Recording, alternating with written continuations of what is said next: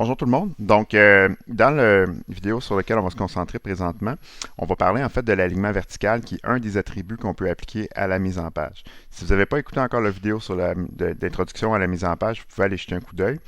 Et maintenant, on va aller un petit peu plus loin en parlant d'une des options qui est la moins connue, je dirais la moins utilisée, et qui pourtant est assez intéressante et très performante dans l'outil Microsoft Word. Et c'est ce qu'on appelle l'alignement vertical. L'alignement vertical, c'est une option qu'on peut appliquer sur une page ou un groupe de pages. Et cette option-là, on va la retrouver en fait dans les onglets de mise en page. À l'intérieur de l'onglet, si on va dans les options détaillées de la mise en page, très loin, caché dans l'onglet Disposition, on va avoir la possibilité de changer notre alignement vertical de notre page. Par défaut, l'alignement vertical, il est en haut. C'est le comportement le plus, je vous dirais, habituel de ce que vous êtes habitué de connaître. C'est-à-dire que lorsque j'écris et j'ajoute du texte, les paragraphes, ils partent du haut et ils descendent vers le bas. Okay? Comme à chaque fois que vous avez fait un document. Par contre, ça, dans Word, on a la possibilité de le changer.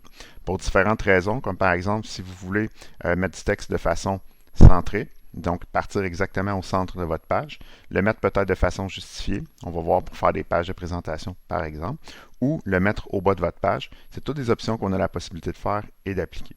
Je donne un petit exemple. Ici, j'ai un document qui est centré. Donc, si je mets un alignement vertical centré sur ma feuille, automatiquement, ce que ça va avoir pour effet, c'est que mon paragraphe va venir se centrer à l'intérieur de ma feuille. Si j'ajoute des paragraphes à l'intérieur de mon document, il va être toujours parfaitement, le texte va être parfaitement centré à l'intérieur de ma feuille.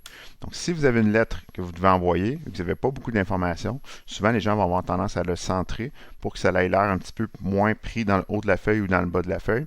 Donc, on a la possibilité d'utiliser un alignement centré, vertical centré pour le faire. Sinon, dans les autres options, on a la possibilité de venir mettre ce qu'on appelle un alignement vertical en bas. Donc, plutôt que de le mettre au centre, à cette fois-là, les gens, par défaut, Word va débuter au bas de la feuille et vous allez avoir la possibilité de monter directement à partir d'en bas. Ça, on voit ça souvent si vous avez des documents pour lesquels, dans le bas de votre feuille, vous voudriez mettre une adresse X ou Y, puis vous aimeriez, par exemple, que votre adresse elle soit automatiquement placée au bas de la feuille et peut-être avec un alignement sur la droite. Oups, au niveau de mes paragraphes ici, là, avec un alignement sur la droite. Donc souvent, c'est des choses qu'on va faire par rapport à ça pour pouvoir l'utiliser. Donc sachez que l'alignement vertical en bas permet de faire ces choses-là. Le dernier type d'alignement qu'on peut voir, en fait, on a vu le centré, on a vu le haut qui est par défaut, on a vu l'alignement en bas. Le dernier type d'alignement qu'on peut utiliser au niveau de l'alignement vertical, c'est ce qu'on appelle un alignement justifié. L'alignement justifié, lui, ce qu'il va nous permettre de faire, en fait, c'est qu'il va nous étirer les espaces dans notre texte dans la feuille par rapport au nombre d'espaces qu'on a, au nombre de paragraphes qu'on a à l'intérieur de celle-ci. Je vous donne un exemple, ça va être plus facile à comprendre. Donc, à l'intérieur de ma feuille, par défaut, si j'ai un paragraphe, il va être placé en haut.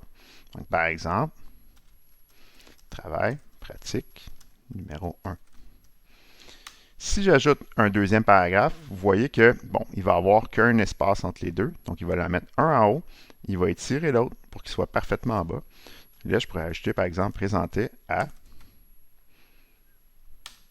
Et là, vous voyez, j'ai maintenant deux espaces égaux entre la première ligne, la deuxième ligne et la troisième ligne. Présenter à David Brouillette. Vous voyez que si j'en ajoute encore, à chaque fois, il y a des espaces qui s'ajoutent. Donc, par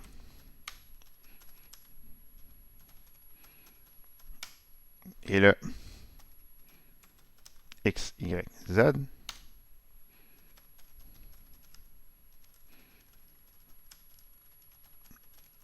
Département, par exemple, de technique en informatique. Et finalement, la date du jour, qui serait le 14 septembre 2010. Donc, vous voyez que là, évidemment, j'ai mis un fond jaune, donc ça vous présente.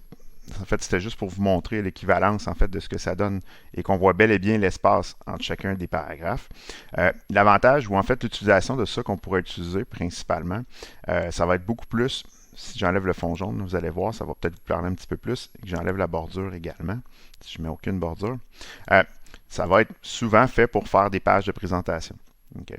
Donc souvent, lorsqu'on veut faire une page de présentation, plutôt que d'avoir à calculer le nombre de enter ou l'espacement avant et après de chacun de mes paragraphes, tout ce que j'ai à faire, simplement, c'est de venir utiliser un alignement justifié et j'imagine que vous posez la question, comment je fais si je voudrais avoir présenté A et David Brouillette sur la même ligne ensemble?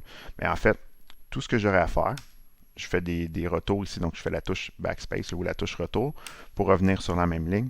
Et plutôt que de séparer présenter A et David Brouillette par un paragraphe, par un saut de paragraphe, c'est-à-dire avec la touche Enter, comme on fait régulièrement, ou la touche retour, à ce moment-là, ce que je fais, c'est que je vais simplement utiliser la combinaison majuscule Enter, ce qui va faire qui aura pour effet de m'ajouter un saut de ligne.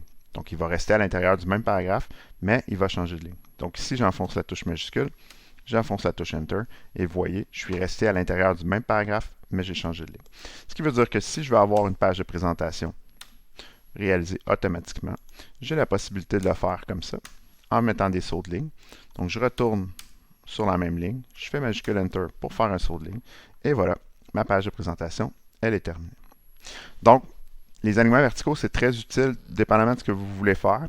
Dans l'exercice récapitulatif que je vais vous présenter tantôt, vous allez avoir la possibilité, en fait, de voir comment on utilise ça sur différentes sources. Mais principalement, voici les différents cas d'utilisation. L'alignement vertical en haut, qui peut être placé en haut, en bas, au centre, ou l'alignement vertical justifié, qui va vous permettre rapidement de faire une page de présentation.